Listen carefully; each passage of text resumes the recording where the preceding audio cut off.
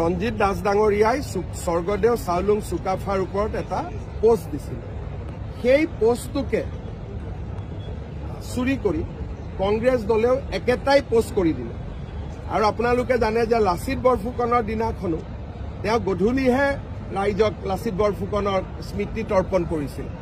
চাওলুং চুকাফাৰো স্মৃতি তৰ্পণ 11টা বজাত, তাকো বিজেপিৰ ৰঞ্জিত দাসৰ পৰা কণ্টেণ্টটো চুৰ কৰি। আৰু এইবিলাক ৰেকৰ্ডৰ কথা পিছত ড্ৰপ কৰি দিলে। গধূলি দিনটো শুয়ে আছিল, তেওঁৰ পৰিবাৰ আহিছিল গুৱাহাটীত। 3 দিন তেখেতৰ পৰিবাৰ গুৱাহাটীত আছিলে। সেই 3 দিন তেওঁ একো কাম কৰা নাছিলে, ঘৰতে সোমাই আছিল। আমাৰটোতো কোন কেতিয়া আহে চাব সময় নাই। তেওঁৰ গুৱাহাটীত তেওঁৰ পত্নী 3 দিনৰ কাৰণে গুৱাহাটীত আহিছিল, আৰু 3 দিন তেওঁ ঘৰৰ পৰা বাহিৰে ওলোৱা নাছিল, অকল তেওঁ ঘৰতে থাকিলে। সেইকাৰণে লাচিত বৰফুকনৰো স্মৃতি তৰ্পণ কৰোঁতে গধূলি হৈ গ'ল। গতিকে তেওঁলোকৰ হাতত সময় আছে, ৰজা মানুহ 3 দিন ঘৰত সোমাই থাকিব পাৰে। আমাৰটোতো ক'ত সময় পাম।